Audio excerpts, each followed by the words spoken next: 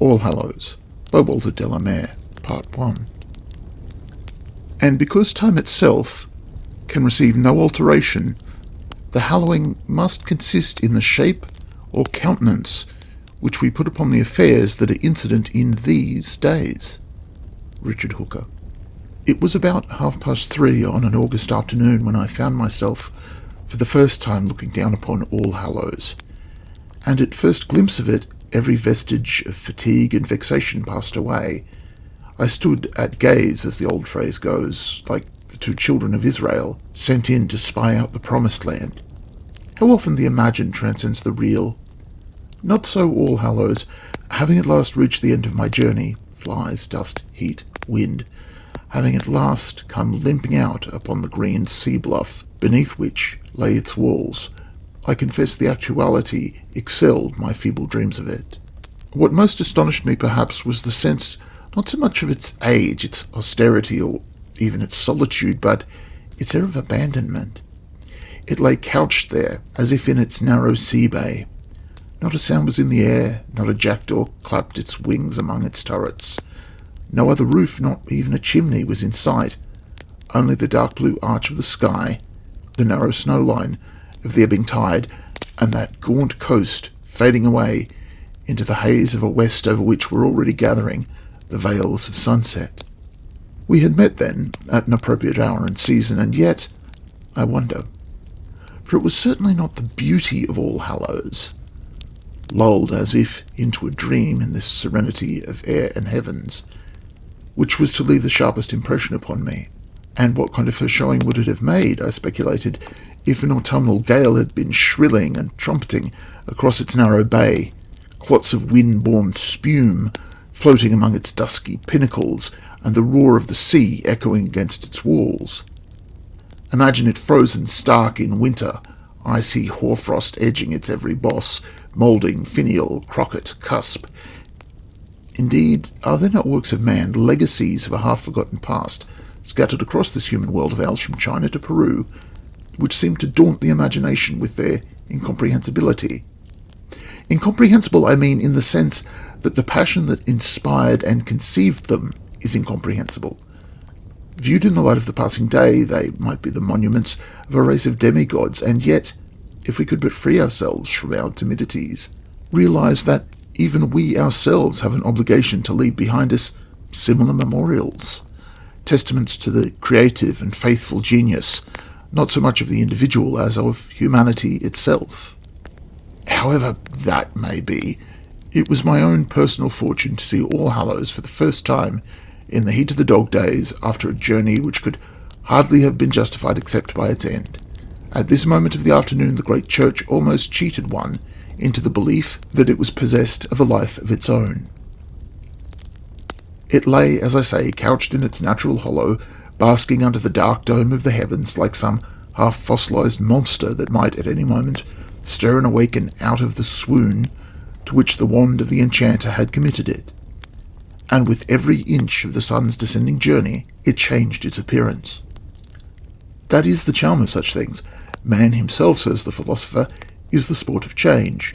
His life and the life around him are but the flotsam of a perpetual flux, yet, haunted by ideals, egged on by impossibilities, he builds his vision of the changeless, and time diversifies it with its colours and its effects at leisure. It was drawing near to harvest now. The summer was nearly over, the corn would soon be in stook. The season of silence had come. Not even the robins had yet begun to practise their autumnal lament. I should have come earlier. The distance was of little account, but 9 flinty hills in 7 miles is certainly hard commons. To plod, the occupant of a cloud of dust, up one steep incline and so see another, to plod up that and see a third, to surmount that and, half-choked, half-roasted to see, as if in unbelievable mirage, a fourth, and always stone walls, discoloured grass, no flower but ragged ragwort, whitened fleabane, moody nettle, and the exquisite stubborn bindweed, with its almond-burdened censers, and always the glitter and dazzle of the sun, well, the experience grows irksome, had barricaded his verdurous estate, a fly-infested mile of the company of that wall, was tantamount to making one's way into the infernal regions with Tantalus for a fellow pilgrim. And when a solitary and empty dung wagon had lumbered by, lifting the dumb dust out of the road in swirling clouds into the heat-quivering air, I had all but wept aloud. No, I shall not easily forget that walk, or the conclusion of it, when footsore, all but dead beat, dust all over me, cheeks, lips, eyelids, in my hair, dust in drifts even between my naked body and my clothes, I stretched my aching limbs on the turf under the straggle of trees which crowned the bluff of that last hill, still blessedly green and verdant, and feasted my eyes on the cathedral beneath me. How odd memory is, in her sorting arrangements. How perverse her pigeonholes. It had reminded me of a drizzling evening many years ago. I had stayed a moment to listen to an old Salvation Army officer preaching at a street corner. The sopped and squalid houses echoed with his harangue. His penitent's drum resembled the block of an executioner. His goatish beard wagged at every word he uttered. "My brothers and sisters," he was saying, "the very instant our fleshy bodies are born, they begin to perish. The moment the Lord has put them together, time begins to take them to pieces again. Now, at this very instant, if you listen close, you can hear the nibblings and frettings of the moth and rust within, the worm that never dies. It's the same with human causes and creeds and institutions, just the same. Oh, then for that strand of beauty where all that is immortal shall be shed away, and we shall appear in the likeness and verisimilitude of what in sober and awful truth we are." The light striking out of an oil and colourman's shop at the street corner lay across his cheek and beard and glassed his eye. The circle of humanity, in which he was gesticulating, stood staring and motionless. The lassies, the probationers, the melancholy idlers. I had had enough. I went away. But it is odd that so utterly inappropriate a recollection should have edged back into my mind at this moment. There was, as I have said, not a living soul in sight. Only a few seabirds, oyster-catchers maybe, were jangling on the distant beach. It was now 4:15 by my watch, and the usual pensive "Lin Lan Lone" from the belfry beneath me would soon no doubt be ringing to evensong, but if at that moment a triple bob major had suddenly clanged its alarm over sea and shore, I couldn't have stirred a finger's breadth. Scanty though the shade afforded by the wind-shorn tuft of trees under which I lay might be, I was ineffably at peace. No bell, as a matter of fact, loosed its tongue that stagnant half-hour, and less than the walls beneath me already concealed a few such chance visitors as myself. All Hallows would be empty, a cathedral without a close, but without a congregation. Yet another romantic charm. The deanery and the residences of its clergy, my old guidebook had long since informed me, were a full mile or more away. I determined in due time first to make sure of an entry, and then, having quenched my thirst, to bathe. How inhuman any extremity, hunger, fatigue, pain, desire, makes us poor humans. Thirst and drought so haunted my mind that again and again, as I glanced towards it, I supped up at one long draught that complete blue sea. But meanwhile, too, my eyes had been steadily exploring and searching out this monument of the bygone centuries beneath me. The headland faced approximately due west. The windows of the Lady Chapel, therefore, lay immediately beneath me, their 14th-century glass showing flatly dark amid their traceries. Above it, the shallow V-shaped, leaden-ribbed roof of the chancel converged towards the unfinished tower, then broke away at right angles, for the cathedral was cruciform. Walls so ancient and so sparsely adorned and decorated could not but be inhospitable in effect. Their stone was of a bleached bone grey, a grey that nonetheless seemed to be as immaterial as flame or incandescent ash. They were substantial enough, however, to cast a marvellously lucent shadow, of a blue no less vivid but paler than that of the sea, on the shelving sward beneath them, and that shadow was steadily shifting as I watched. But even if the complete edifice had vanished into the void, the scene would still have been of an incredible loveliness. The colours in air and sky on this dangerous coast seemed to shed a peculiar unreality, even on the rocks of its own works. So, from my vantage place on the hill that dominates it, I continued for a while to watch All Hallows, to spy upon it, and no less intently than a sentry who, not quite trusting his own eyes, has seen a dubious shape approaching him in the dusk. It may sound absurd, but I felt that at any moment I too might surprise All Hallows in the act of revealing what in very truth it looked like, and was, when no human witness was there to share its solitude. Those gigantic statues, for example, which flanked the base of the unfinished tower, an intense bluish white in the sunlight, and a purplish blue in shadow. Images of angels and of saints, as I had learned of old from my guidebook. Only 6 of them at most could be visible, of course, from where I sat, and yet I found myself counting them again and yet again, as if doubting my own arithmetic, for my first impression had been that 7 were in view, though the figure furthest from me, at the western angle, showed little more than a jutting fragment of stone, which might, perhaps, be only part and parcel of the fabric itself. But then the lights even of day may be deceitful, and fantasy plays strange tricks with one's eyes.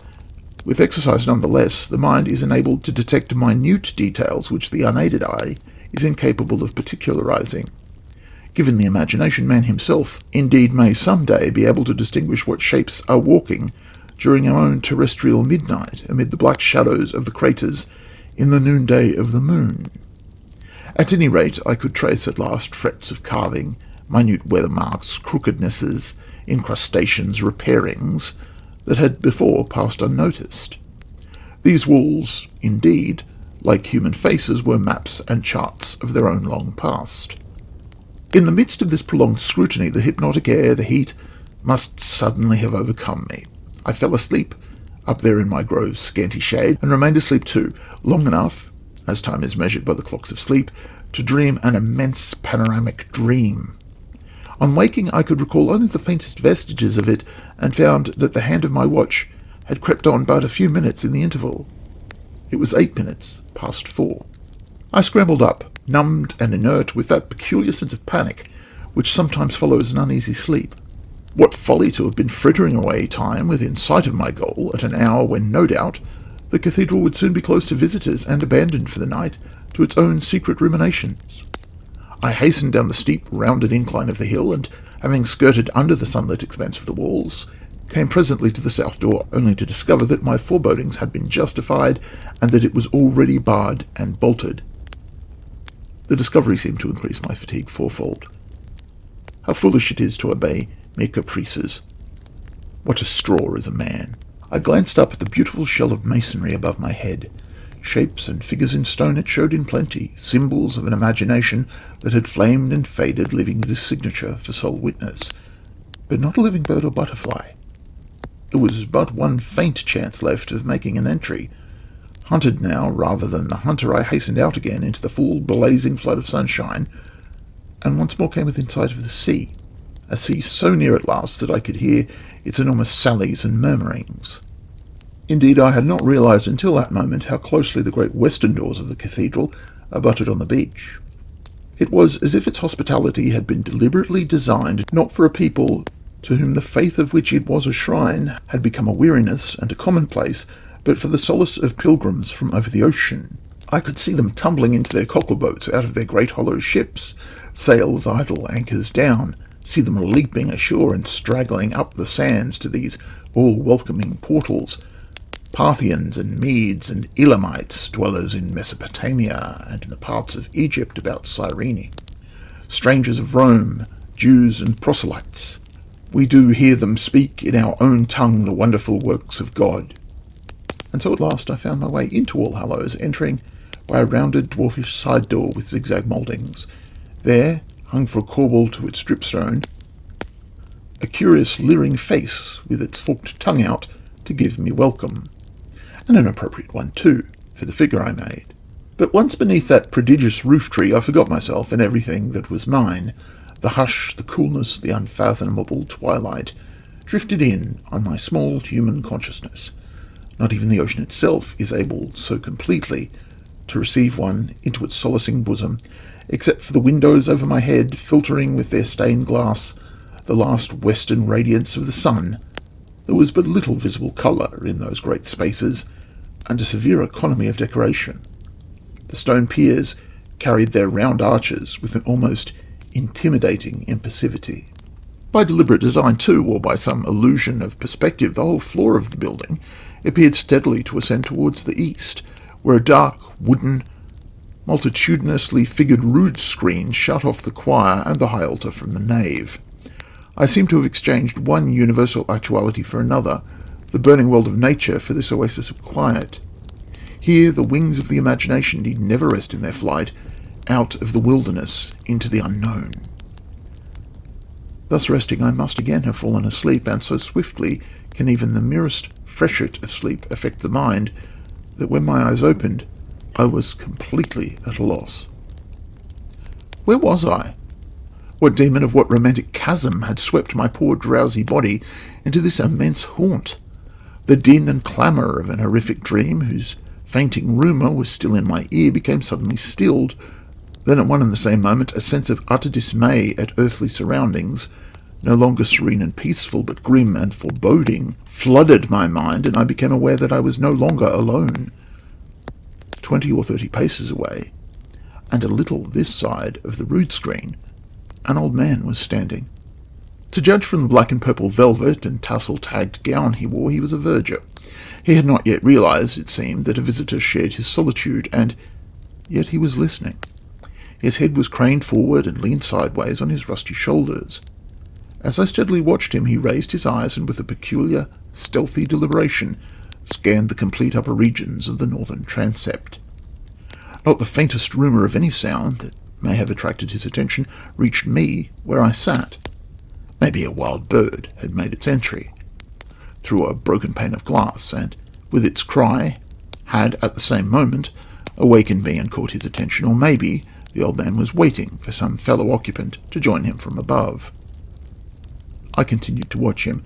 Even at this distance, the silvery twilight cast by the clerestory windows was sufficient to show me, though vaguely, his face, the high-sloping nose, the lean cheekbones, and protruding chin. He continued so long in the same position that I at last determined to break in on his reverie. At the sound of my footsteps, his head sunk cautiously back upon his shoulders, and he turned.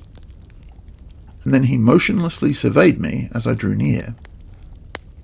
He resembled one of those old men whom Rembrandt delighted in drawing, the knotted hands, the blank, drooping eyebrows, the wide, thin-lipped ecclesiastical mouth, the intent, cavernous, dark eyes beneath the heavy folds of their lids. White as a miller with dust, hot and draggled, I was hardly the kind of visitor that any self-respecting custodian would warmly welcome, but he greeted me, nonetheless, with every mark of courtesy. I apologized for the lateness of my arrival, and then explained as best I could. Until I caught sight of you, I concluded lamely, I hadn't ventured very far in. Otherwise, I might have found myself a prisoner for the night. It must be dark in here when there is no moon. The old man smiled, but wryly. As a matter of fact, sir, he replied, the cathedral is closed to visitors at 4, at such times, that is, when there is no afternoon service. Services are not as frequent as they were, but visitors are rare too. In winter, in particular, you notice the gloom, as you say so. Not that I ever spend the night here, though I am usually the last to leave. There's the risk of fire to be thought of, and I think I should have detected your presence here, sir. One becomes accustomed after many years. There was the usual trace of official pedantry in his voice, but it was more pleasing than otherwise. Nor did he show any wish to be rid of me. He continued his survey, although his eye was a little absent, and his attention seemed to be divided. I thought perhaps I might be able to find a room for the night and really explore the cathedral tomorrow morning. It has been a tiring journey. I come from B. Ah, from B, is it? A fatiguing journey, sir, taken on foot. I used to walk in there to see a sick daughter of mine. Carriage parties occasionally make their way here, but not so much as once. We're too far out of the hurly-burly to be much intruded upon.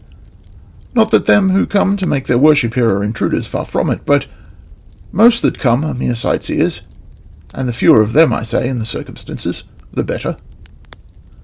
Something in what I had said, or in my appearance, seemed to have reassured him. Well, I cannot claim to be a regular churchgoer, I said. I am myself a mere sightseer, and yet even to sit here for a few minutes is to be reconciled. "Are reconciled, sir," the old man repeated, turning away. "I can well imagine it, after that journey on such a day as this, but to live here is another matter." "I was thinking of that," I replied in a foolish attempt to retrieve the position. "It must, as you say, be desolate enough in the winter, for 2/3 of the year indeed." "We have our storms, sir, the bad with the good," he agreed, "and our position is specially prolific of what they call sea fog. It comes driving in for the sea for days and nights together, gale and mist, so that you can scarcely see your open hand in front of your eyes, even in broad daylight. And the noise of it, sir, sweeping across the headland, in that woolliness of mist, if you take me, is most peculiar. It's shocking to a stranger. No, sir, we are left pretty much to ourselves when the fine weather birds are flown. You'd be astonished at the power of the winds here. There was a mason, a local man, too. Not above 2 or 3 years ago was blown clean off the roof from under the tower, tossed up in the air like an empty sack. But," and the old man at last allowed his eyes to stray upwards to the roof again, "but there's nothing much doing now." He seemed to be pondering. "Nothing open." "I mustn't detain you," I said, "but you were saying that services are infrequent now. Why is that, when one thinks of—" But tact restrained me. "Pray don't think of keeping me, sir, as part of my duties. But from a remark you let fall, I was supposing you may have seen something that appeared, I understand, not many months ago in the newspapers. We lost our Dean, Dean Pomfrey, last November. To all intents and purposes, I mean, and his office has not yet been filled. Between you and me, sir, there's a hitch, though I should wish it to go no further. They are greedy monsters, those newspapers, no respect, no discretion, no decency in my view, and they copy each other like cats in a chorus. We have never wanted to be a notoriety here, sir, and not of late things of old times. We must face our own troubles. You'd be astonished how callous the mere sightseer can be, and not only them from over the water, whom our particular troubles cannot concern, but far worse, parties as English as you or me. They ask you questions you wouldn't believe possible in a civilized country. Not that they care what becomes of us. Not one iota, sir. We talk of them mastered-up inquisitors in olden times, but there's many a human being in our own world would enjoy seeing a fellow creature on the rack, if he could get the opportunity. It's a heartless age, sir." This was queerish talk in the circumstances, and after all, I, myself, was of the glorious company of the sightseers. I held my peace, and the old man, as if to make amends, asked me if I would care to see any particular part of the building. "The light is smalling," he explained, "but still, if we keep to the ground level, there'll be a few minutes to spare, and we shall not be interrupted if we go quietly on our way." For the moment the reference eluded me. I could only thank him for the suggestion, and once more beg him not to put himself to any inconvenience. I explained, too, that although I had no personal acquaintance with Dr. Pomfrey, I had read of his illness in the newspapers. "Isn't he," I asked a little dubiously, "the author of The Church and the Folk? If so, he must be an exceedingly learned and delightful man." "Aye, sir." The old verger put up a hand towards me. "You may well say it, a saint if ever there was one, but it's worse than illness, sir, it's oblivion. And thank God the newspapers didn't get hold of more than a bare outline."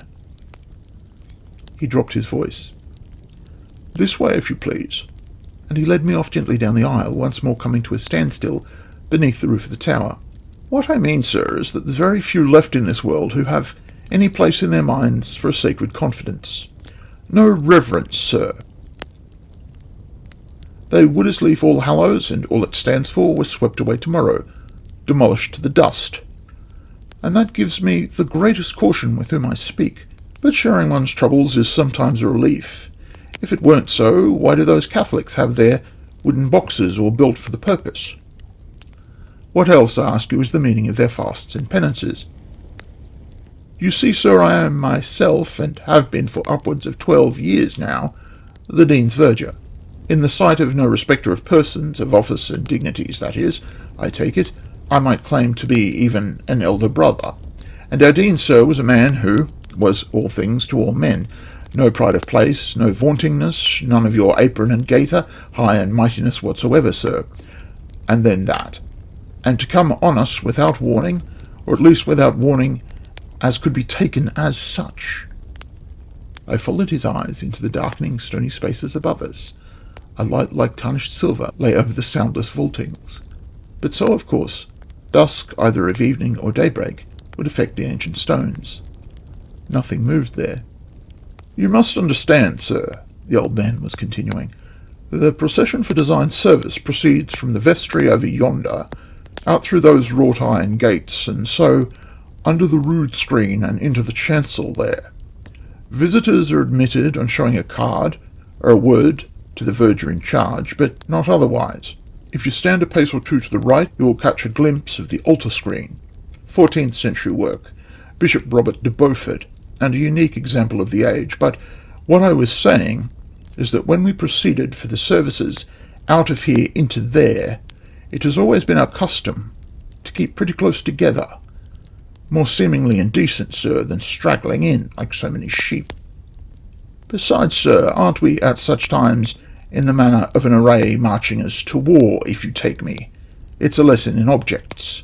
The third verger leading, then the choristers, boys and men, though sadly depleted, then the minor canons, then any other dignitaries who happen to be present, with the canon in residence, then myself, sir, followed by the dean. There hadn't been so much amiss up to then, and on that afternoon I can vouch, and I've repeated it ad nauseam, there was not a single stranger out in this beyond here, sir, nave or transepts.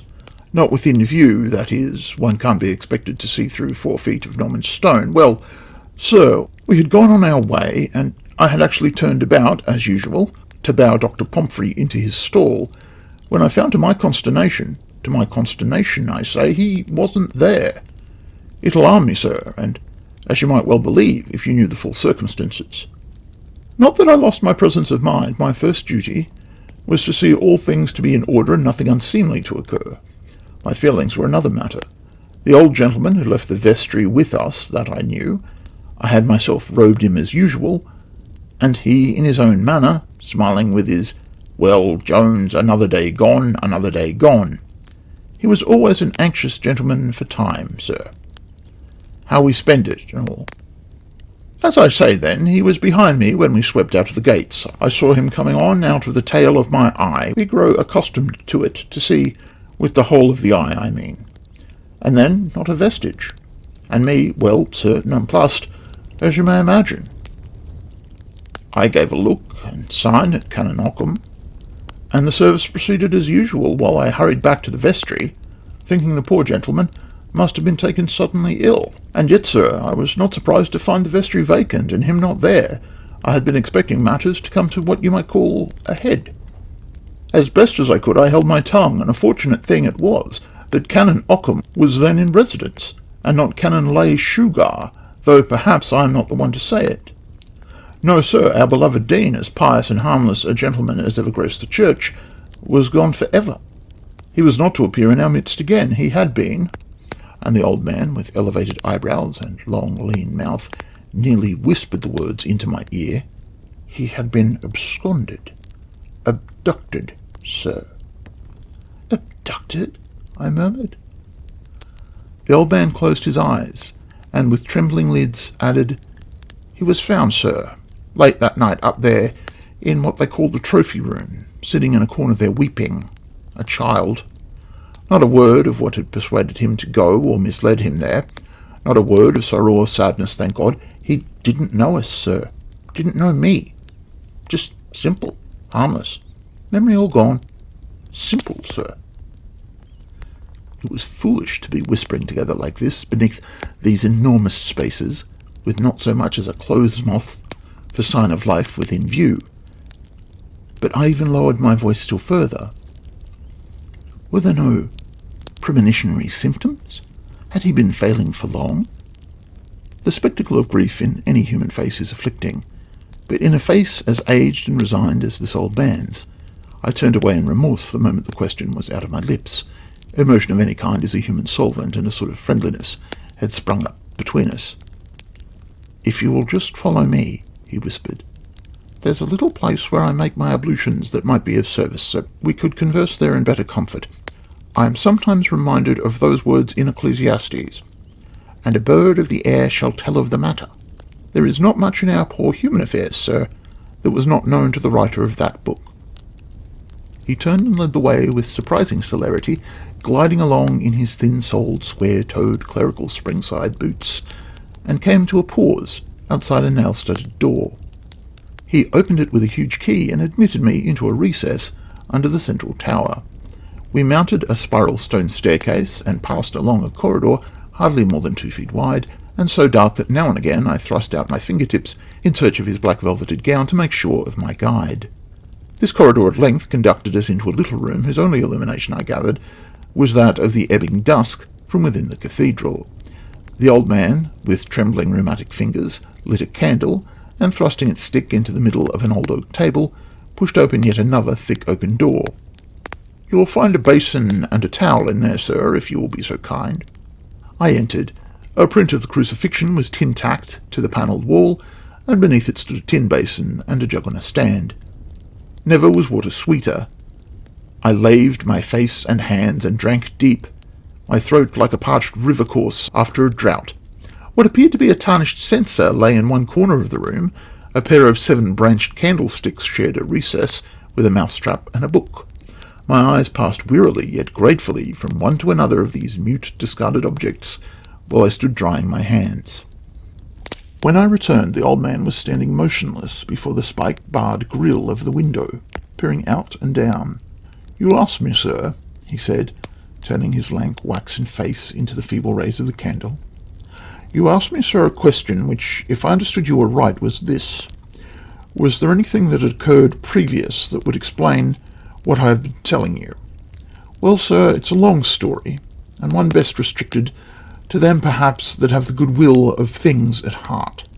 All Hallows, I might say, sir, is my second home.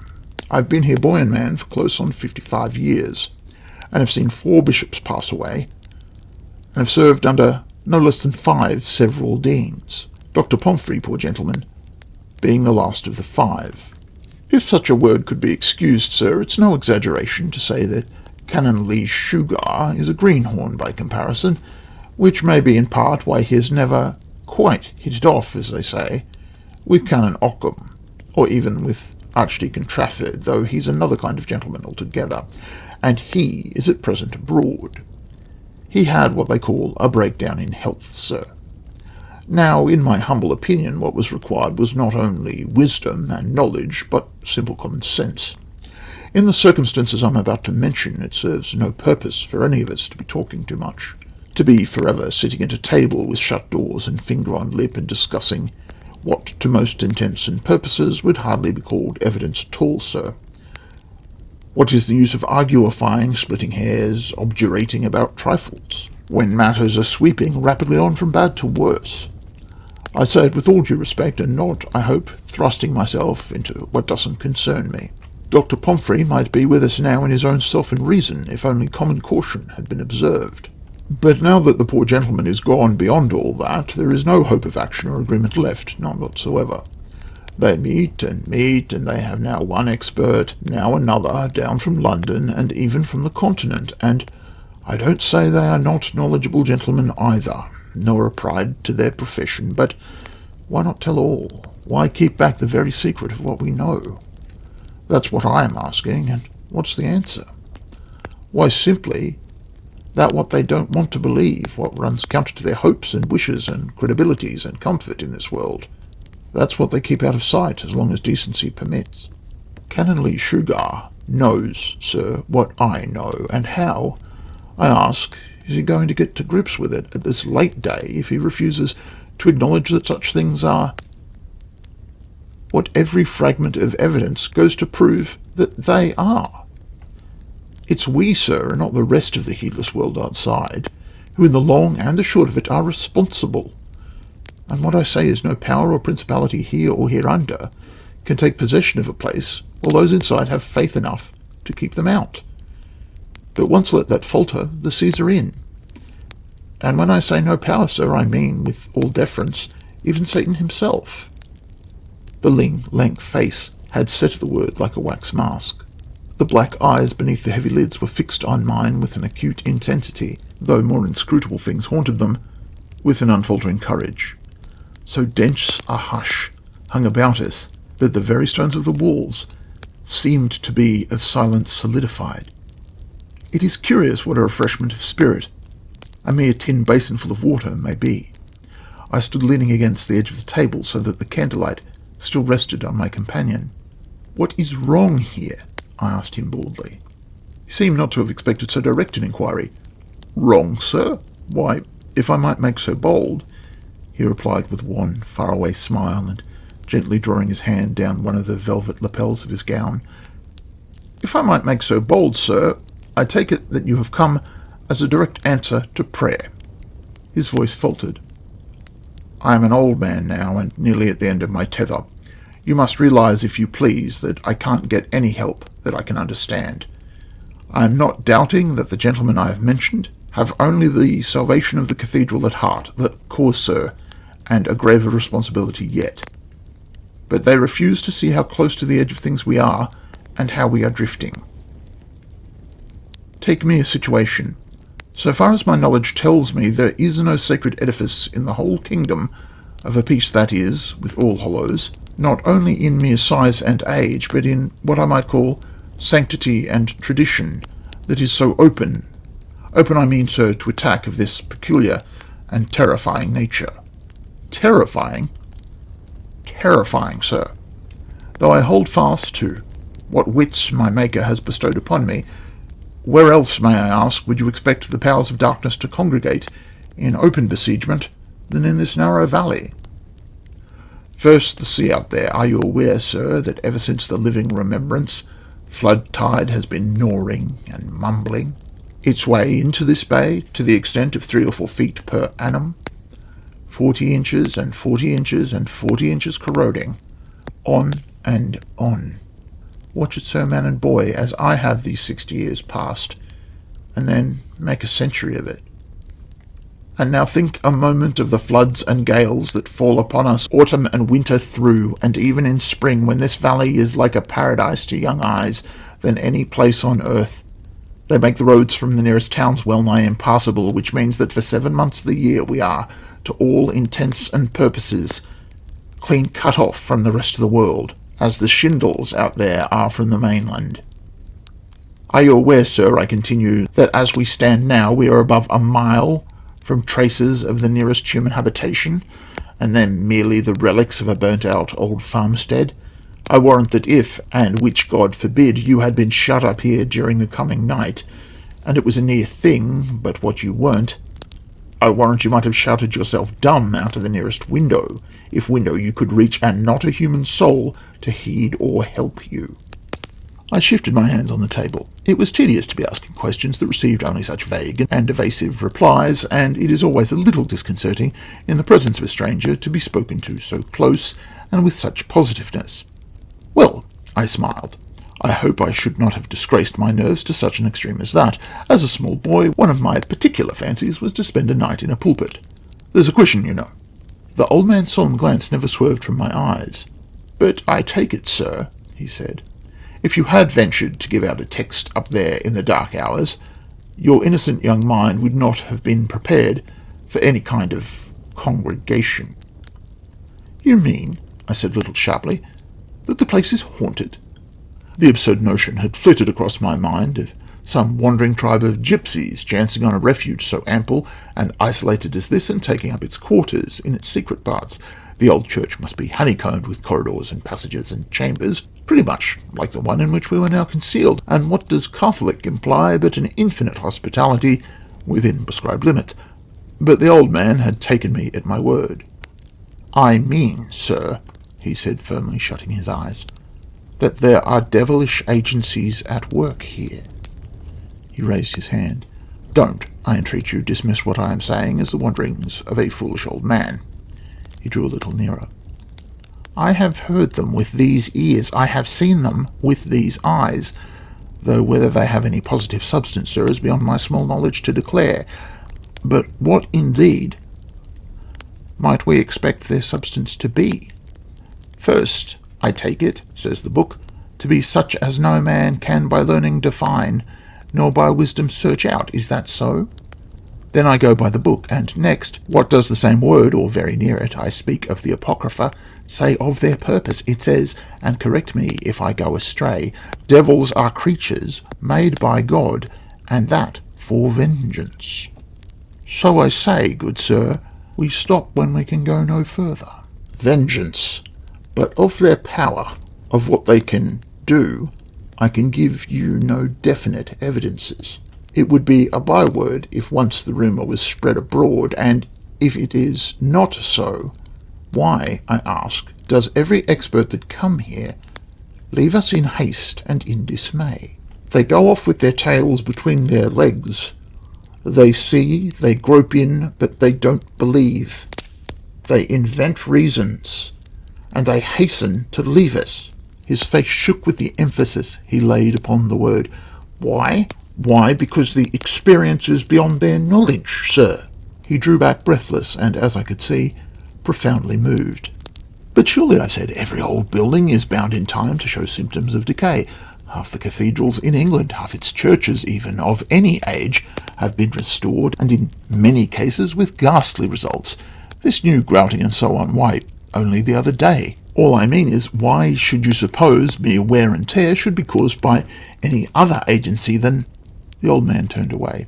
I must apologise, he interrupted me, with his inimitable admixture of modesty and dignity. I am but a poor mouth at explanations, sir. Decay, stress, strain, settling, dissolution. I have had these words bandied from lip to lip like a game at cup and ball. They fill me with nausea. Why, I'm speaking not of dissolution, sir, but of repairs, restorations, not decay, strengthening, not a corroding loss, an awful progress. I could show you places, and chiefly obscured from direct view, and difficult of a close examination, sir, where stones, lately as rotten as pumice and fretted as a sponge, have been replaced by others, fresh quarried, and nothing of their kind, within 20 miles. There are spots where massive blocks a yard or more square have been pushed into place by sheer force. Allhallows is safer at this moment than it has been for 300 years. Allhallows, by Walter Delamere, Part 2. They meant well, them who came to see, full of talk and fine language, and went dumb away. I grant you they meant well, I allow that. They hummed and hawed, they smirked this, and they shrugged that, but at heart, sir, they were cowed, horrified, at a loss.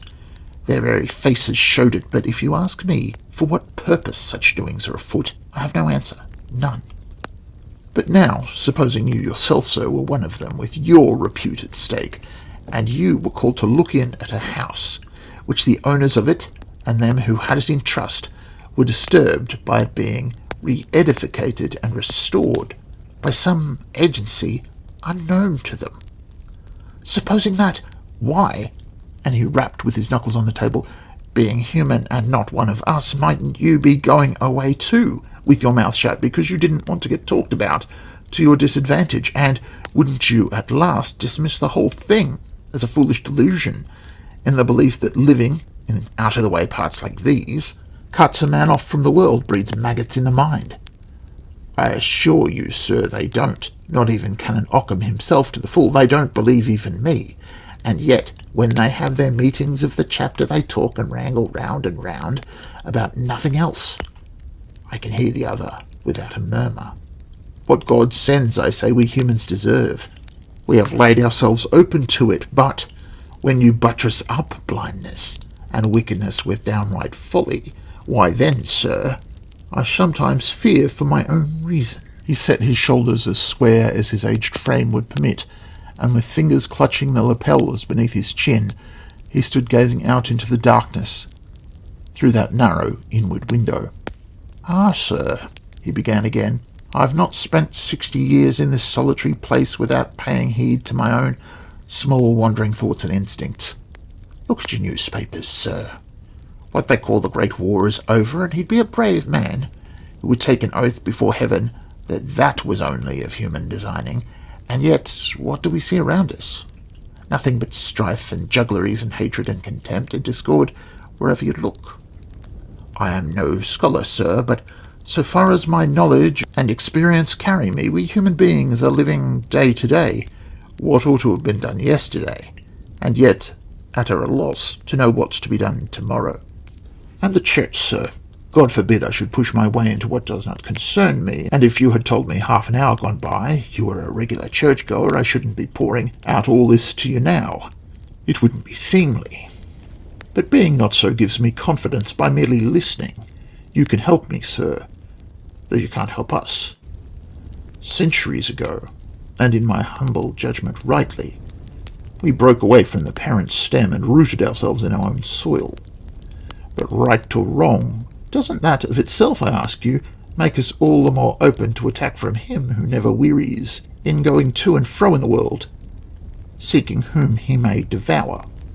I am not wishing you to take sides, but a gentleman doesn't scoff. You don't find him jeering at what he doesn't rightly understand. He keeps his own counsel. And that's where, as I say, Canon Lee Shugar sets me doubting. He refuses to make allowances. Though up there in London things may look different. He gets his company there, and then for him the whole kaleidoscope changes, if you take me.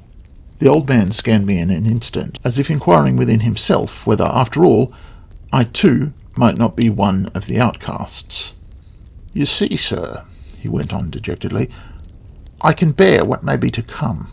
I can, if need be, live on through what few years may yet remain to me and keep going, as they say, but only if I can be assured that my own inmost senses are not cheating and misleading me.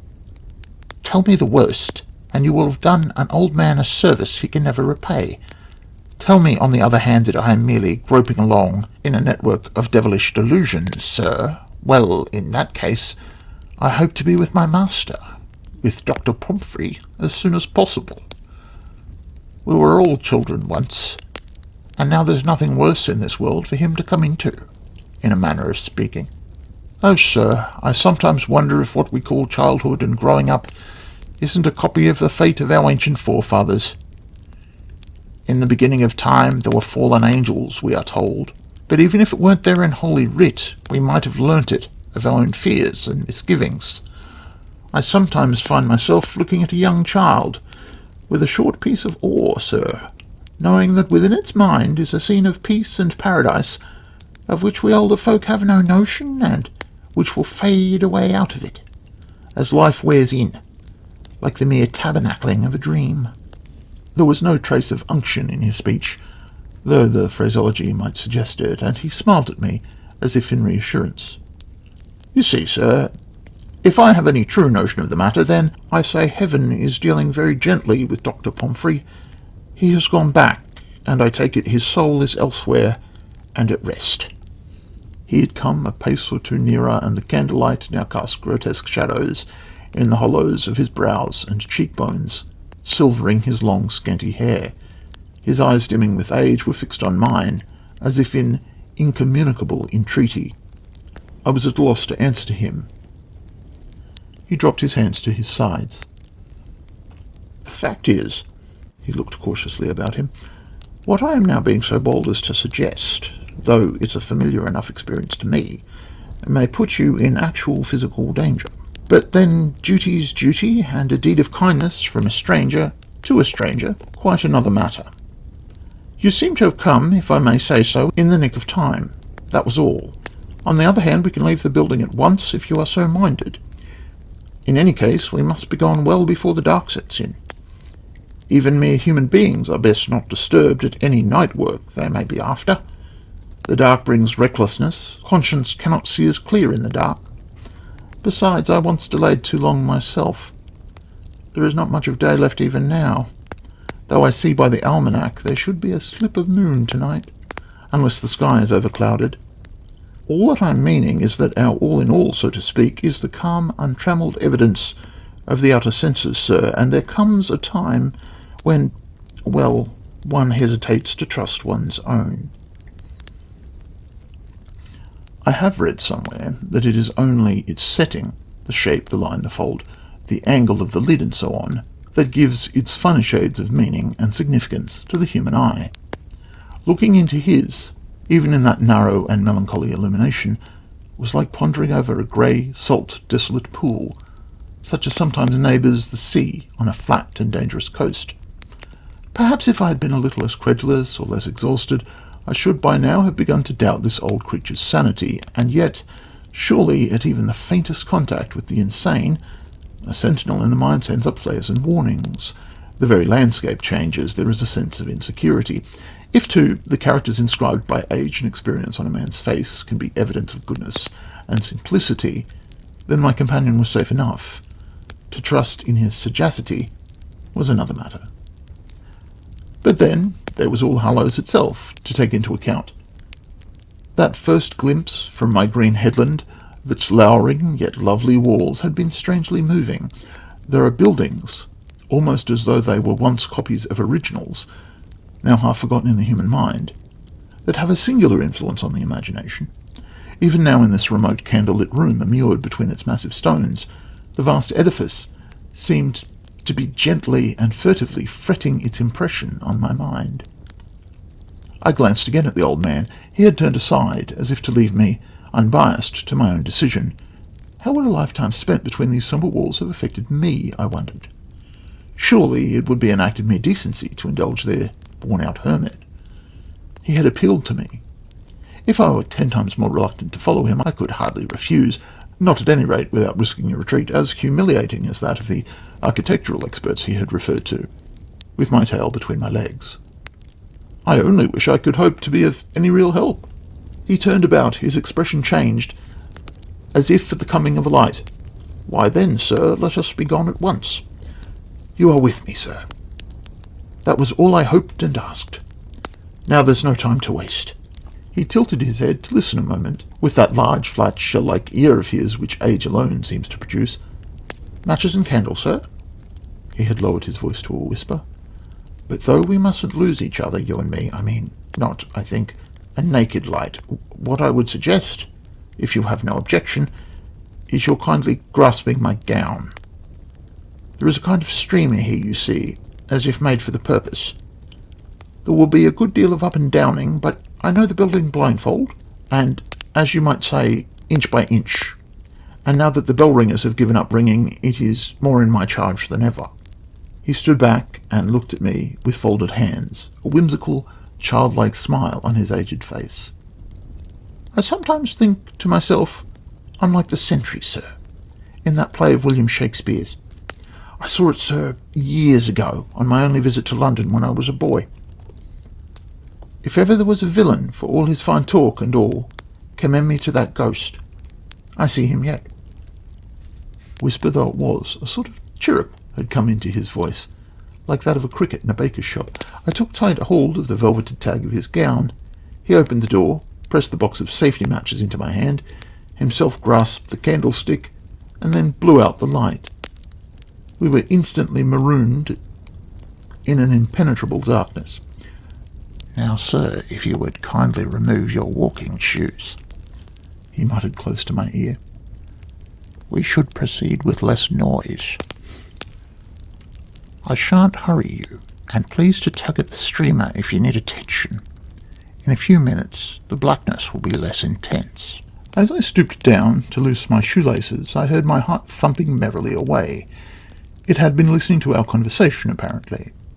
I slung my shoes round my neck, as I had often done as a boy, when going paddling, and we set out on our expedition. I have endured too often the nightmare of being lost and abandoned in the stony bowels of some strange and prodigious building to take such an adventure lightly. I clung, I confess, desperately, tightly to my lifeline, and we groped steadily onward, my guide ever and again turning back to mutter warning or encouragement in my ear. Now I found myself steadily ascending, and then in a while feeling my way down flights of hollowly worn stone steps, and anon brushing along a gallery or corkscrewing up a newel staircase so narrow that my shoulders all but touched the walls on either side. In spite of the sepulchral cold in these bowels of the cathedral, I was soon suffocatingly hot, and the effort to see became intolerably fatiguing. Once, to recover our breath, we paused opposite a slit in the thickness of the masonry, at which to breathe the tepid sweetness of the outer air. It was faint with the scent of wildflowers and cool of the sea.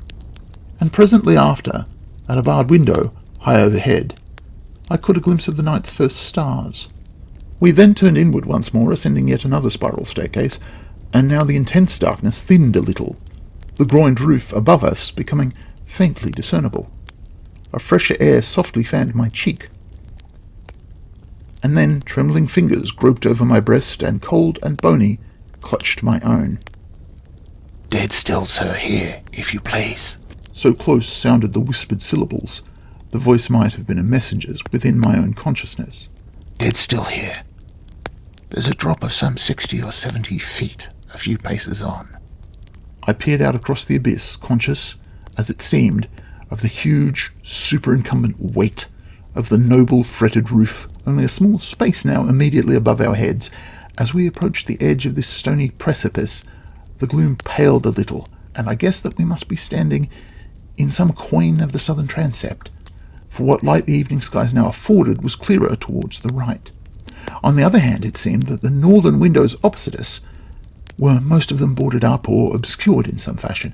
Gazing out, I could detect scaffolding poles like knitting needles thrust out from the walls, and a balloon-like spread of canvas above them.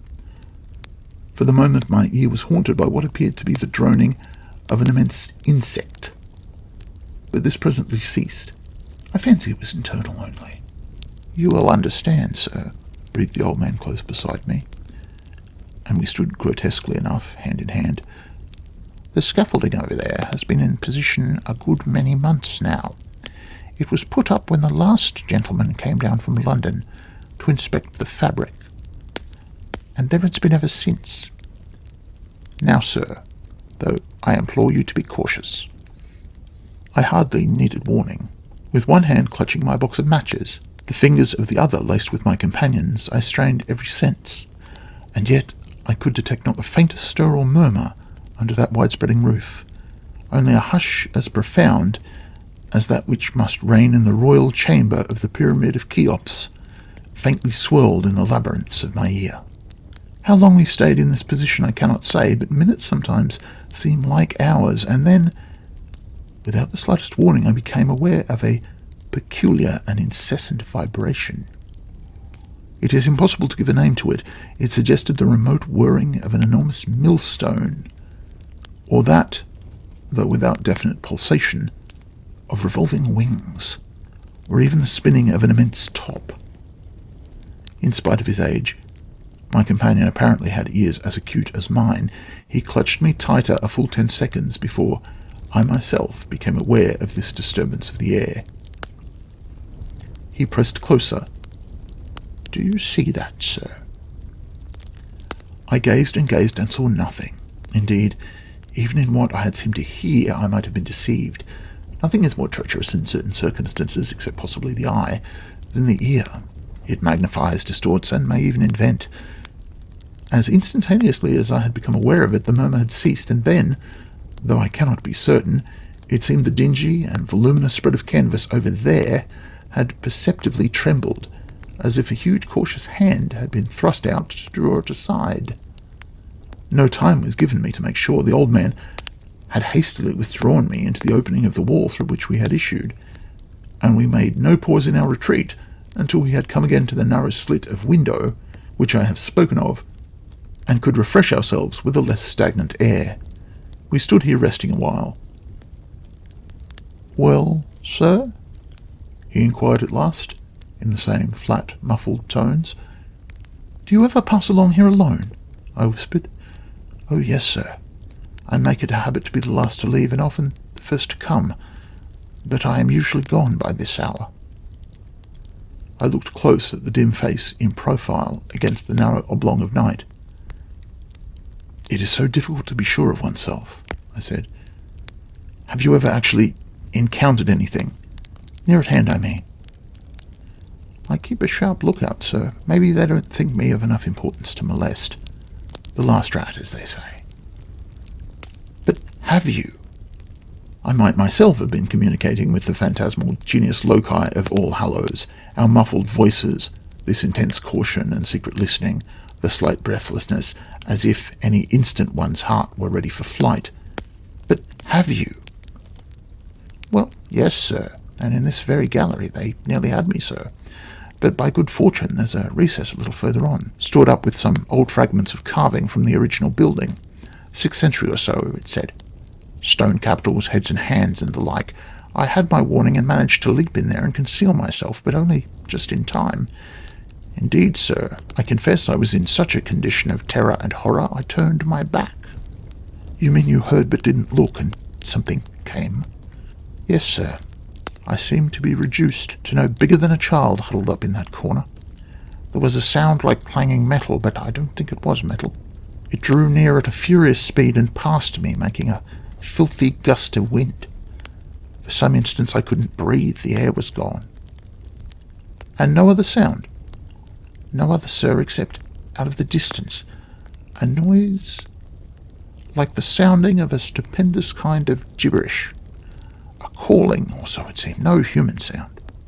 The air shook with it. You see, sir, I wasn't myself of any consequence, I take it, unless a mere obstruction in the way, but I've heard it said somewhere that the rarity of these happenings is only because it's a pain and a torment and not any sort of pleasure for these beings. Such apparitions, sir, good or bad, to visit our outward world. That's what I've heard said, though I can go no further.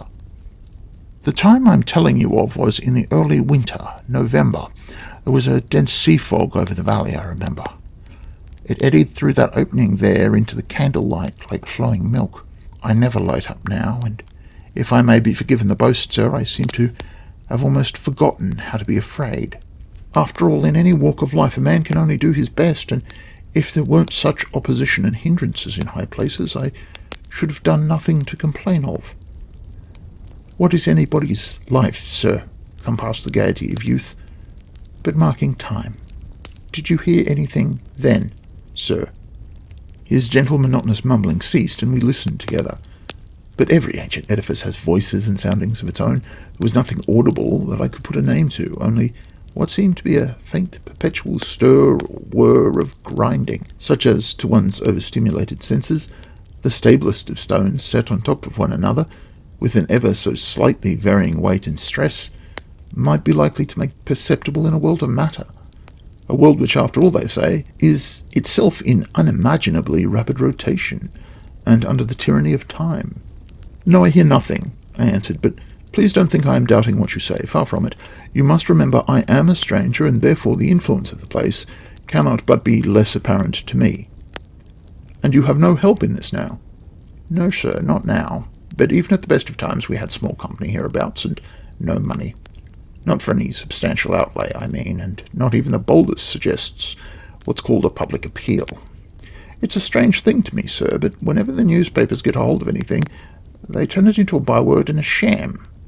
Yet how can they help themselves, with no beliefs to guide them, and nothing to stay their mouths except talk about what, for sheer human decency's sake, they daren't talk about?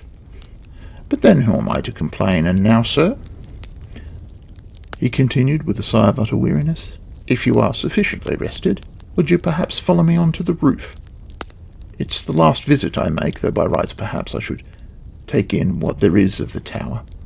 But I'm too old now for that, clambering and climbing over naked beams, and the ladders are not so safe as they were. We had not far to go. The old man drew open a squat, heavily ironed door at the head of a flight of wooden stairs. It was latched but not bolted, and admitted us at once to the leaden roof of the building, and to the immense amphitheatre of evening. The last faint hues of sunset were fading in the west, and silver-bright Spica shared with the tilted crescent of the moon the serene, lagoon-like expanse of sky above the sea.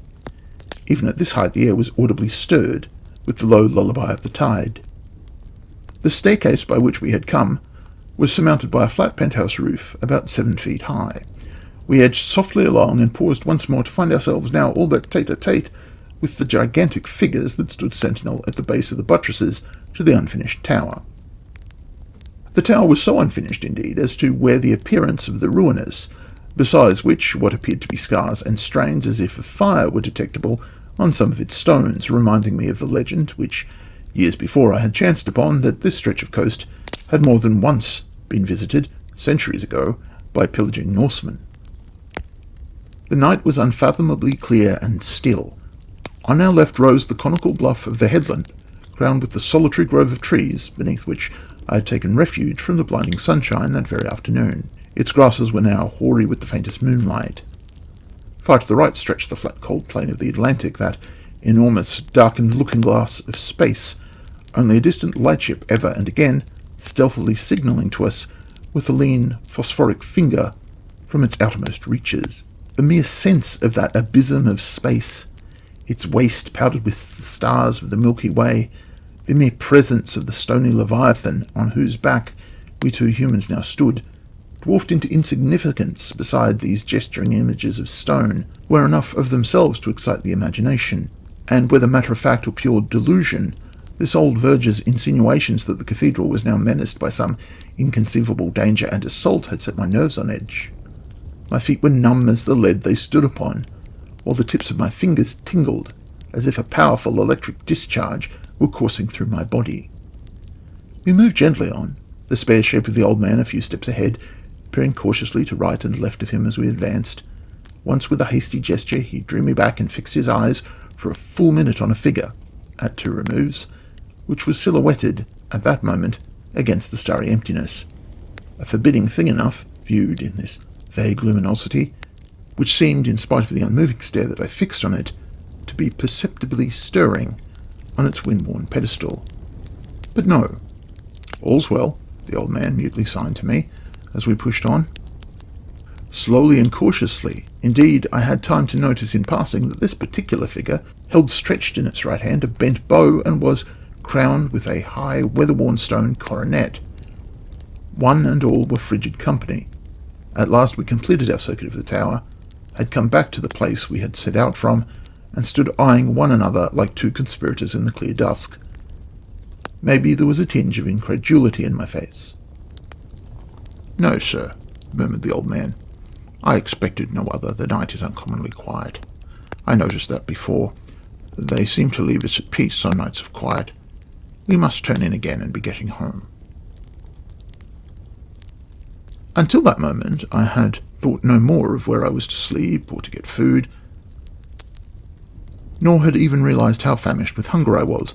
Nevertheless, the notion of fumbling down again out of the open air into the narrow inward blackness of the walls from which we had just issued was singularly uninviting. Across these wide flat stretches of roof there was at least space for flight, and there were recesses for concealment. To gain a moment's respite, I inquired if I should have much difficulty in getting a bed in the village. As I had hoped, the old man himself offered me hospitality. I thanked him, but still hesitated to follow, for at that moment I was trying to discover what peculiar effect of dusk and darkness, a moment before, had deceived me into the belief that some small animal, a dog, a spaniel, I should have guessed, had suddenly and surreptitiously taken cover behind the stone buttress nearby. But that apparently had been a mere illusion.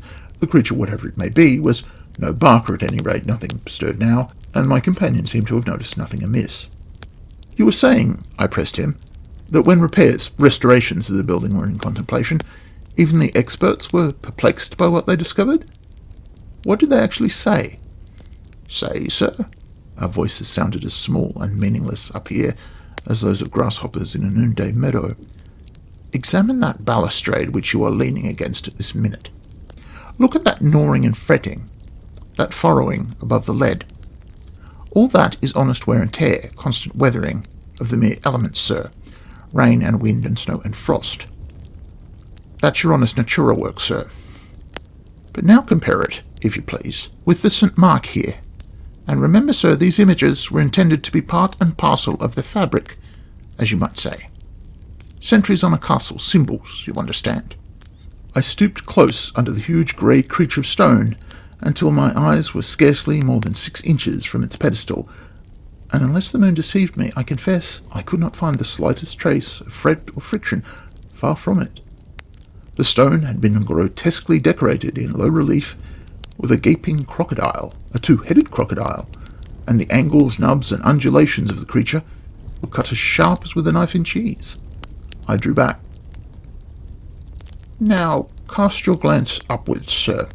Is that what you would call a saintly shape and gesture?" What I took to represent an eagle was perched on the image's lifted wrist, but lowering and vulture-like. The head of the figure was poised at an angle of defiance, The ears are naturally high up on the skull, the lean right forearm extended with pointing forefinger as if in derision. Its stony gaze was fixed upon the stars. Its whole aspect was undeniably sinister and intimidating. The faintest puff of milk-warm air from over the sea stirred my cheek. I drew aside. "Aye, sir, and so with one or two of the rest of them," the old man commented as he watched me.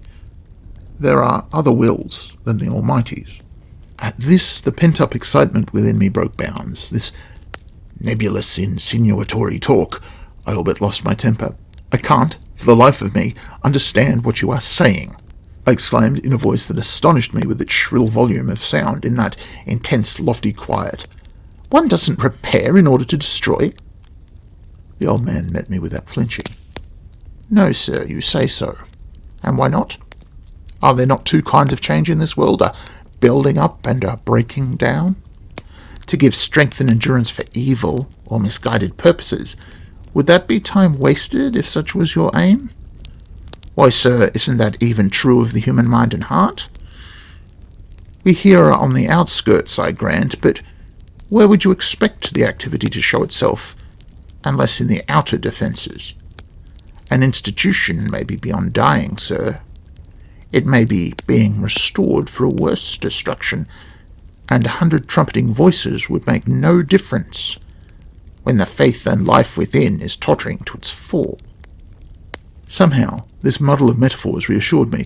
Obviously, the old man's wits had worn a little thin. He was the victim of an intelligible but monstrous hallucination.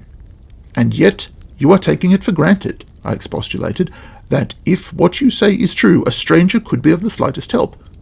A visitor, mind you, who hasn't been inside the doors of a church except in search of what is old and gone for years." The old man lay a trembling hand upon my sleeve, the folly of it with my shoes hanging like ludicrous millstones round my neck. "If you please, sir," he pleaded, "have a little patience with me. I'm preaching at nobody. I'm not even hinting that them outside the fold, circumstantially speaking, aren't of the flock. All in good time, sir. The Almighty's time. Maybe with all due respect. It's from them within we have the most to fear. And indeed, sir, believe an old man, I could never express the gratitude I feel. You have given me the occasion to unbosom myself, to make a clean breast, as they say. All Hallows is my earthly home, and, well, let us say no more. You couldn't help me, except only by your presence here. God alone knows who can."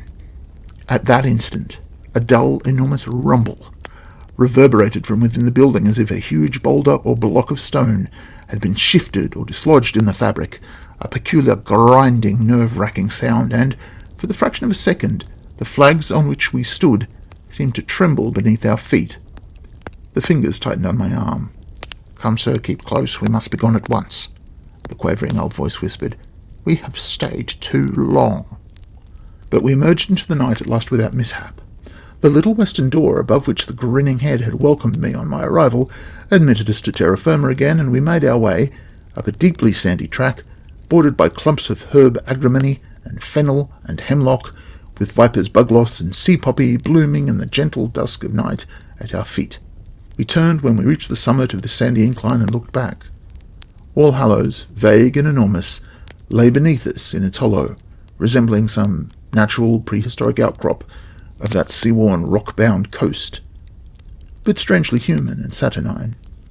The air was mild as milk, a pool of fainter sweetness, gorse, bracken, heather, and not a rumour disturbed its calm, except only the furtive and stentorious sighings of the tide. But far out to sea and beneath the horizon, some of the lightnings were now in idle play, flickering into the sky like the unfolding of a signal, planet to planet, then gone. That alone, and perhaps too this feeble moonlight, glinting on the ancient glass, may have accounted for the faint vitreous glare that seemed ever and again to glitter across the windows of the northern transept far beneath. And yet how easily deceived is the imagination. This old man's talk still echoing in my ear, I could have vowed this was no reflection but the glow of some light, shining fitfully from within outwards. The old man paused beside a flowering bush of fuchsia at the wicket gate leading into his small square of country garden. You'll forgive me, sir, for mentioning it, but I make it a rule as far as possible to leave all my troubles and misgivings outside when I come home. My daughter is a widow and not long in that sad condition, so I keep as happy a face as I can on things, and yet, well, sir, sometimes I wonder if a personal sacrifice isn't incumbent on them that have their object most at heart. I'd go out myself very willingly, sir, I can assure you. If there was any certainty in my mind it would serve the cause, it would be little to me if... He made no attempt to complete the sentence. On my way to bed that night, the old man led me on tiptoe to show me his grandson. His daughter watched me intently as I stooped over the child's cot, with that bird-like solicitude which all mothers show in the presence of a stranger. Her small son was of that fairness which almost suggests the unreal. He had flung back his bedclothes as if innocence in this world needed no covering or defence, and lay at ease, the dews of sleep on lip, cheek, and forehead. He was breathing so quietly that not the least movement of shoulder or narrow breast was perceptible. "The lovely thing," I muttered, staring at him. "Where is he now, I wonder?" His mother lifted her face and smiled at me with a drowsy, ecstatic happiness, then sighed. And from out of the distance there came the first prolonged whisper of a wind from over the sea. It was 11 by my watch. The storm, after the long heat of the day, seemed to be drifting inland, but All Hallows, apparently, had forgotten to wind its clock. The Sequel by Walter Scott Story. Sobered on the instant, the padlock had clicked when Montresor passed the chain around my waist and thus fastened me to the wall. I stood upright in the little dungeon, the blood running cold in my veins. With a maniacal laughter, he withdrew from the niche, whipped a trowel from under his robe, and began to wall up the narrow opening. I knew it was not a joke, a drunken jest. I saw that his drunkenness had fallen from him. The dying flambeau fell from my nerveless hand and cast a fitful bloody glow upon the whitened dripping walls, shook the chain frenziedly. "For God's sake, Montresor!" I cried. He replied with a horrible mocking laugh, and, like a devil from hell, lifted his voice with mine to show that it was idle to call for help. I had always distrusted Montresor. I knew him to be a serpent. He feared me, and was jealous of my person and attainments. In spite of all his fawning and his smiles, I knew he hated me deeply for the injuries I had heaped upon him, and for the open insults I had added to them. And yet I swear he had never in the slightest suspected that it was not Giovanna, the tenor, who was successful with his wife, but I. "Fortunato!" he called, and his hoarse tone echoed in a ghastly way through the gloomy catacombs of his ancestors, and re-echoed along the winding crypt. I made no reply.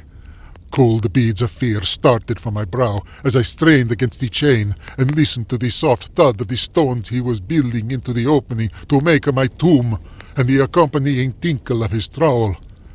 Even then I admired, perforce, the cleverness with which he had secured his revenge. It was the night of the carnival. He had found me in the streets, dazed with wine, and, pretending that he wanted my judgment on a cask of sherry, had lured my staggering feet into the gloomy passages under his palazzo. And he had brought me into this narrow niche in the castle walls to entomb me alive, where no one would ever find me. He was clever. My memory fails me now, but I doubt not I cried out many times for pity and mercy, and I take no shame in thinking this may have been so. I recall his words and his horrible mouthings as he worked with more haste and zeal than skill. But I was a brave man always. I did not yield myself to fate. It was unthinkable. I, Fortunato, to die walled in by Montresor. I cursed him and his line. I wrenched the chain with ferocious strength, more eager to have him by the throat than be free to live.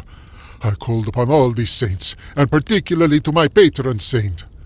You shall see that I was not unheard. The wall grew high to his breast, and in the light of his flambeau set somewhere in the wall outside, I could see Montresor's sweating face as he labored with the stones. Suddenly, he thrust his torch through the opening, now no larger than his head, and to deceive him, I prostrated myself upon the floor and laughed the laugh of a dying man. I heard the thud of another stone and looked up quickly. My flambeau had died out. Montresor's had disappeared, and there was no opening.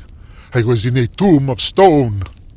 Absolute darkness surrounded me, and the walls seemed to press in upon me like icy blankets, and silence as absolute as the darkness reigned. I leaped to my feet. Silence, silence, absolute silence, save for my own laboured breathing. Maria, suppose the mortar hardened ere I could throw my weight against the poor wall he had built. Then I were lost. I called out aloud to my holy saint. Luckily it was that I had the bodily strength of two. I strained upon the chain wildly. I seized it with my hands and tore at it with savage determination. I would not die thus. In desperation, frantic with rage and fear, I made one last violent, prodigious effort to free myself with strength enough to make the palazzo tremble. And in that last great effort, the staples of the chain tore loose from the half-rotten stone in which they were fastened. What tears of joy welled in my eyes! I vowed 100 candles to the Virgin, but I could not take time to give thanks. Throwing myself upon the wall Montresor had just reared, my feet desperately braced on the rough floor, I fought for liberty like a tiger. Heavens! It gave! The wall gave! It yielded like a stiff canvas against the push of a hand, gave slowly but surely, bulged outward, then went rumbling down. I thrust myself through the jagged opening into the catacombs. I was free! What joy if Montresor had been there, even though he wore his rapier and I had but my poniard. It was very dark, and yet I could see a gleam of light in the direction from which we had come. Montresor, crazed with the thought of sweet revenge. I, drunk with wine. I paused and thought. Should I find him in the streets in his gay time and slay him? No. I laughed insanely yet clearly. No. There was a better thing to do. With haste and no mean skill, I builded up the wall anew, closing the opening of what might have been my tomb, had I been a weak man, and against this new wall erected a rampart of old bones. Then, thrusting the dangling ends of the chain within my doublet, began to retrace my feet towards freedom. I struck my foot against some small, soft object, and halted with a start. I leaned over. I had kicked against Montresor's mask, and I put it over my face. I knew that all his servants were away to enjoy the carnival, but it would do no harm to wear this mask, and it served my purpose. I passed through the crypt, and walked back swiftly and steadily through the range of low arches through which I had come staggering to such an awful doom. Soon I was above in my false friend's rich sweets, in the cheerful glow of many lights. But all was quiet. No one stirred. I was alone, safe. I went light-footed through the deserted house. I could hear the shouts and the laughter of the merry people in the street, until I came to the passage leading to the plaza. There I stopped, with the blood jumping through my veins like wildfire. In this hall, in the corner upon a low settee, lay Montresor, sprawling in a heavy stupor, as drunk with wine as I had been when I had trustfully entered within his doors. I paused over his body. Within my bosom was the dagger with which I never part. And yet, I let him lie there, unharmed. When I elbowed my way, masked through the square, it was 12 o'clock. I was in time to keep my appointment with his wife. I laughed. What a jest! And Montresor's wife was awaiting me in the usual place. Such a beautiful woman. I really loved her, and I hoped that he did. I was as clever as I was brave. I was indeed an exceedingly clever man. I had seen my creditors pressing, and all things turning towards ruin, and that was why I had converted everything possible into gold and precious stones. That night, I crept unseen into my own house, from which my servants, like Montresors, had stolen away to enjoy the carnival, and, securing all of the wealth I had secreted, was up and away, my chain stricken off by an obscure armorer. I have no doubt that my body servant was executed for the theft of my fortune, as indeed he should have been for watching my belongings so poorly. But I know not. Then we left the city, while the streets were still crowded and gay, Montresor's wife and I, and went to England, where we have lived a long life very happily. Years ago, I heard a vague rumor that Montresor believed his beautiful wife had gone away with Giovanna, the tenor, who disappeared at about that time. But it was not so. As for Lady Fortunato, she may have guessed the truth. And Montresor will believe until he dies that my bones lie crumbling in the little walled-in dungeon below his palazzo. The Spectre Bridegroom by William Hunt. Long, long ago, a farmer named Lenine lived in Beauchamp. He had but one son, Frank Lenine, who was indulged into waywardness by both his parents. In addition to the farm servants, there was one, a young girl, Nancy Trenoweth, who especially assisted Mrs. Lenine in all the various duties of a small farmhouse. Nancy Trenoweth was very pretty, and although perfectly uneducated, in the sense in which we now employ the term education, she possessed many native graces, and she had acquired much knowledge, really useful to one whose aspirations would probably never rise higher than to be mistress of a farm of a few acres. Educated by parents who had certainly never seen the world beyond Penzance, her ideas of the world were limited to a few miles around the Land's End. But although her book of nature was a small one, it had deeply impressed her mind with its influences. The wild waste, the small but fertile valley, the rugged hills with their crowns of cairns, the moors rich in the golden furs and the purple heath, the sea-beaten cliffs and the silver sands were the pages she had studied under the guidance of a mother who conceived, in the sublimity of her ignorance, that everything in nature was the home of some spirit form. The soul of the girl was imbued with the deeply religious dye of her mother's mind, whose religion was only a sense of an unknown world immediately beyond our own. The elder Nancy Trenoweth exerted over the villagers around her a considerable power. They did not exactly fear her. She was too free from evil for that, but they were conscious of a mental superiority and yielded without complaining to her sway. The result of this was that the younger Nancy, although compelled to service, always exhibited some pride, from a feeling that her mother was a superior woman to any around her. She never felt herself inferior to her master and mistress, yet she complained not of being in subjection to them. There were so many interesting features in the character of this young servant girl that she became in many respects like a daughter to her mistress.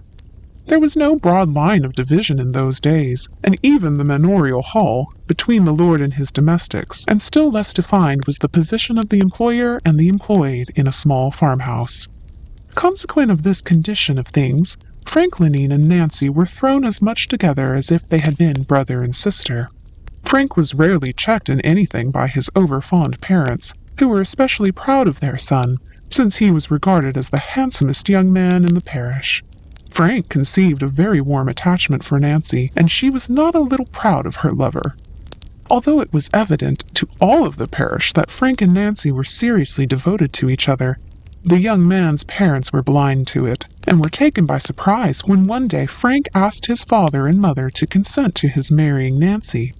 The Lenines had allowed their son to have his own way from his youth up, and now, in a manner which brought into play the strongest of human feelings. They were angry because he refused to bend to their wills. The old man felt it would be a degradation for a Lenine to marry a Trenowith, and, in the most unreasoning manner, he resolved it should never be. The first act was to send Nancy home to Alzia Mill, where her parents resided. The next was an imperious command to his son never again to see the girl. The commands of the old are generally powerless upon the young, where the affairs of the heart are concerned. So they were upon Frank. He who was rarely seen of an evening beyond the garden of his father's cottage was now as constantly absent from his home. The house, which was wont to be a pleasant one, was strangely altered. A gloom had fallen over all things. The father and son rarely met as friends. The mother and her boy had now a feeling of reserve. Often there were angry altercations between the father and son, and the mother felt she could not become the defender of her boy in his open acts of disobedience, his bold defiance of his parents' commands. Rarely an evening passed that did not find Nancy and Frank together in some retired nook. The Holy Well was a favorite meeting place, and here the most solemn vows were made. Locks of hair were exchanged. A wedding ring, taken from the finger of a corpse, was broken when they vowed that they would be united either dead or alive, and they even climbed at night the granite pile at Trerin, and swore by the Logan Rock the same strong vow. Time passed on unhappily, and as the result of the endeavors to quench out the passion by force, it grew stronger under the repressing power, and, like imprisoned steam, eventually burst through all restraint. Nancy's parents discovered at length that moonlight meetings between two untrained, impulsive youths had a natural result, and they were now doubly earnest in their endeavors to compel Frank to marry their daughter. The elder Lenine could not be brought to consent to this, and he firmly resolved to remove his son entirely from what he considered the hateful influences of the Trenowiths. He resolved to go to Plymouth, to take his son with him, and, if possible, to send him away to sea, hoping thus to wean him from his folly, as he considered this love madness. Frank, poor fellow, with the best intentions, was not capable of any sustained effort, and consequently he at length succumbed to his father, and, to escape his persecution, he entered a ship bound for India, and bade adieu to his native land. Frank could not write, and this happened in days when letters could be forwarded only with extreme difficulty. Consequently, Nancy never heard from her lover. A babe had been born into a troublesome world, and the infant became a real solace to the young mother. As the child grew, it became an especial favorite with its grandmother. The elder Nancy rejoiced over the little prattler and forgot her cause of sorrow. Young Nancy lived for her child, and on the memory of its father. Subdued in spirit she was, but her affliction had given force to her character, and she had been heard to declare that wherever Frank might be, she was ever present with him. Whatever might be the temptations of the hour, that her influence was all-powerful over him for good. She felt that no distance could separate their souls, that no time could be long enough to destroy the bond between them. A period of distress fell upon the Trenowiths, and it was necessary that Nancy should leave her home once more and go again into service. Her mother took charge of the babe, and she found a situation in the village of Kimyall, in the parish of Paul. Nancy, like her mother, contrived by force of character to maintain an ascendancy among her companions. She had formed an acquaintance, which certainly never grew into friendship, with some of the daughters of the small farmers around. These girls were all full of the superstitions of the time and place. The winter was coming on, and nearly 3 years had passed away since Frank Lenine left his country, and yet there was no sign. Nor father, nor mother, nor maiden had heard of him, and they all sorrowed over his absence. The Lenines desired to have Nancy's child, but the Trenowiths would not part with it. They went so far even as to endeavor to persuade Nancy to live again with them, but Nancy was not at all disposed to submit to their wishes. It was All Hallows Eve, and 2 of Nancy's companions persuaded her, no very difficult task, to go with them and sow hemp seed. At midnight the 3 maidens stole out unperceived into Kimyall town place to perform their incantation. Nancy was the first to sow, the others being less bold than she. Boldly she advanced, saying as she scattered the seed, Hemp seed I sow thee, hemp seed grow thee, and he who will my true love be, come after me, and shaw thee. This was repeated 3 times when, looking back over her shoulder, she saw Lenine, but he looked so angry that she shrieked with fear and broke the spell. One of the other girls, however, resolved now to make a trial of the spell, and the result of her labors was the vision of a white coffin. Fear now fell on all, and they went home sorrowful, to spend, each one, a sleepless night. November came with its storms, and during one terrific night, a large vessel was thrown upon the rocks at Bernowell Cliff, and, beaten by the impetuous waves, she was soon in pieces. Amongst the bodies of the crew washed ashore, nearly all of whom had perished, was Frank Lenine. He was not dead when found, but the only words he lived to speak were begging the people to send for Nancy Trenoweth, that he might make her his wife before he died. Rapidly sinking, Frank was borne by his friends on a litter to Beauchamp, but he died as he reached the town place. His parents, overwhelmed in their sorrows, thought nothing of Nancy, and without her knowing that Lenine had returned, the poor fellow was laid in his last bed in Berrien churchyard. On the night of the funeral, Nancy went, as was her custom, to lock the door of the house, and as was her custom too, she looked out into the night. At this instant a horseman rode up in hot haste, called her by name, and hailed her in a voice that chilled her blood. The voice was the voice of Lenine. She could never forget that, and the horse she now saw was her sweetheart's favorite colt, on which he had often ridden at night to Alzia. The rider was imperfectly seen, but he looked very sorrowful and deathly pale. Still Nancy knew him to be Frank Lenine. He told her that he had just arrived home, and that the first moment he was at liberty he had taken horse to fetch his loved one and to make her his bride. Nancy's excitement was so great that she was easily persuaded to spring on the horse behind him, that they might reach his home before the morning. When she took Lenine's hand, a cold shiver passed through her, and as she grasped his waist to secure herself in her seat, her arm became as stiff as ice. She lost all power of speech, and suffered deep fear, yet she knew not why. The moon had arisen, and now burst out in a full flood of light through the heavy clouds which had obscured it. The horse pursued its journey with great rapidity, and whenever in weariness it slackened its speed, the peculiar voice of the rider aroused its drooping energies. Beyond this, no word was spoken, since Nancy had mounted behind her lover. They now came to Trove Bottom, where there was no bridge at that time.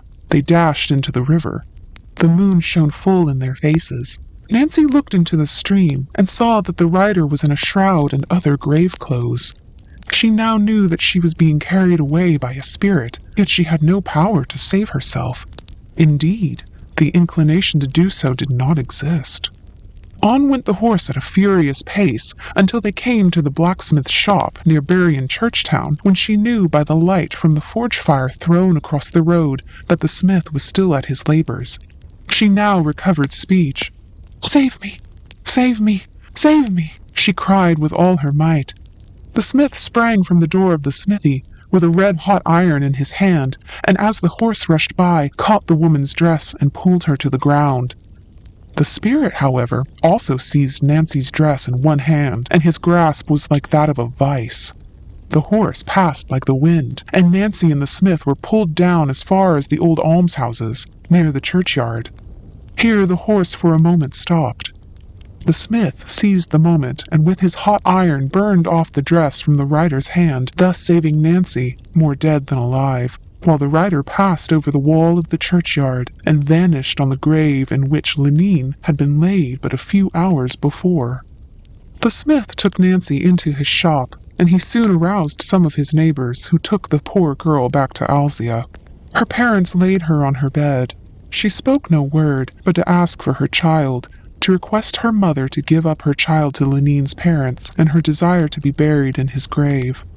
Before the morning light fell on the world, Nancy had breathed her last breath. A horse was seen that night to pass through the church town like a ball from a musket, and in the morning Lenine's colt was found dead in Bernowell Cliff, covered with foam, its eyes forced from its head, and its swollen tongue hanging out of its mouth.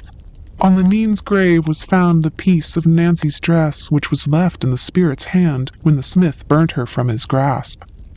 It is said that one or two of the sailors who survived the wreck related, after the funeral, how on the 30th of October at night, Lenine was like one mad. They could scarcely keep him in the ship. He seemed more asleep than awake, and, after great excitement, he fell as if dead upon the deck, and lay so for hours. When he came to himself, he told them that he had been taken to the village of Kimyol, and that if he ever married the woman who had cast the spell, he would make her suffer the longest day she had to live for drawing his soul out of his body. Poor Nancy was buried in Lenine's grave, and her companion in sowing hemp seed, who saw the white coffin, slept beside her within the year. The Spectre Bride. The winter nights up at Sault Ste. Marie are as white and luminous as the Milky Way. The silence that rests upon the solitude appears to be white also.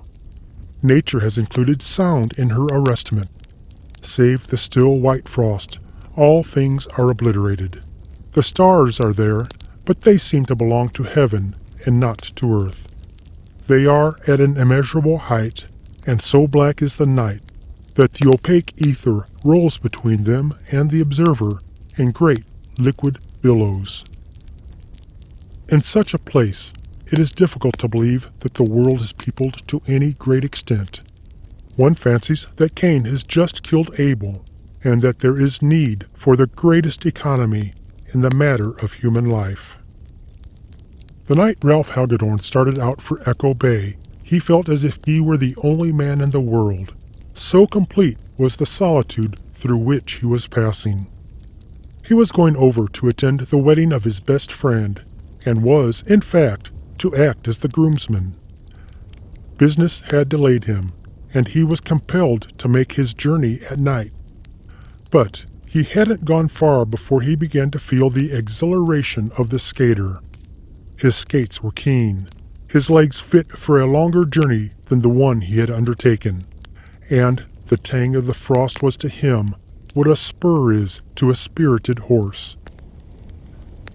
He cut through the air as a sharp stone cleaves the water. He could feel the tumult of the air as he cleft it. As he went on, he began to have fancies. It seemed to him that he was enormously tall, a great Viking of the Northland, hastening over icy fjords to his love. That reminded him that he had a love, though indeed that thought was always present with him as a background for other thoughts. To be sure, he had not told her she was his love, because he had only seen her a few times, and the opportunity had not presented itself. She lived at Echo Bay, too, and was to be the maid of honor to his friend's bride, which was another reason why he skated on almost as swiftly as the wind, and why, now and then, he let out a shout of exhilaration. The one drawback in the matter was that Marie Bajot's father had money, and that Marie lived in a fine house and wore otterskin about her throat and little satin-lined mink boots on her feet when she went sledding, and that the jacket in which she kept a bit of her dead mother's hair had a black pearl in it as big as a pea. These things made it difficult, nay impossible, for Ralph Hagedorn to say anything more than, "I love you." But that much he meant to have the satisfaction of saying, no matter what came of it. With this determination growing upon him, he swept along the ice which gleamed under the starlight. Indeed, Venus made a glowing path toward the west and seemed to reassure him. He was sorry he could not skim down that avenue of light from the Love Star, but he was forced to turn his back upon it and face toward the northeast. It came to him with a shock that he was not alone. His eyelashes were a good deal frosted and his eyeballs blurred with the cold, and at first he thought it an illusion. But he rubbed his eyes hard and at length made sure that not very far in front of him was a long white skater in fluttering garments who sped over the snows fast as ever Werewolf went. He called aloud, but there was no answer, and then he gave chase. setting his teeth hard and putting a tension on his firm young muscles. But however fast he might go, the white skater went faster. After a time, he became convinced, as he chanced to glance for a second at the North Star, that the white skater was leading him out of his direct path. For a moment he hesitated, wondering if he should not keep to his road. But the strange companion seemed to draw him on irresistibly, and so he followed. Of course, it came to him more than once that this might be no earthly guide. Up in those latitudes, men see strange things when the hoarfrost is on the earth. Hagedorn's father, who lived up there with the Lake Superior Indians and worked in the copper mines, had once welcomed a woman at his hut on a bitter night who was gone by morning, and who left wolf tracks in the snow. Yes, it was so, and John Fontenelle, the half-breed, could tell you about it any day, if he were alive. Alack, the snow where the wolf tracks were is melted now. Well, Hagedorn followed the white skater all the night, and when the ice flushed red at dawn and arrows of lovely light shot up into the cold heavens, she was gone, and Hagedorn was at his destination. Then, as he took off his skates, while the sun climbed arrogantly up to his place above all other things, Hagedorn chanced to glance lakeward, and he saw there was a great wind rift in the ice, and that the waves showed blue as sapphires beside the gleaming ice. Had he swept along his intended path, watching the stars to guide him, his glance turned upward, all his body at magnificent momentum, he must certainly have gone into that cold grave. The white skater had been his guardian angel. Much impressed, he went up to his friend's house, expecting to find there the pleasant wedding furore. But someone met him quietly at the door, and his friend came downstairs to greet him with a solemn demeanor. "Is this your wedding face?" cried Hagedorn. "Why really, if this is the way you are affected, the sooner I take warning, the better." "There's no wedding today," said his friend. "No wedding? Why, you're not—" "Marie Bajot died last night." "Marie?" "Died last night. She had been skating in the afternoon, and she came home chilled and wandering in her mind, as if the frost had gotten in it somehow. She got worse and worse, and talked all the time of you." "Of me?" "We wondered what it all meant. We didn't know you were lovers." "I didn't know it myself, more's the pity." "She said you were on the ice. She said you didn't know about the big breaking up, and she cried to us that the wind was offshore. Then she cried that you could come in by the old French creek if you only knew." "I came in that way," interrupted Hagedorn. "How did you come to do that? It's out of your way." So Hagedorn told him how it came to pass, and that day they watched beside the maiden, who had tapers at her head and feet, and, over in the little church, the bride, who might have been at her wedding, said prayers for her friend.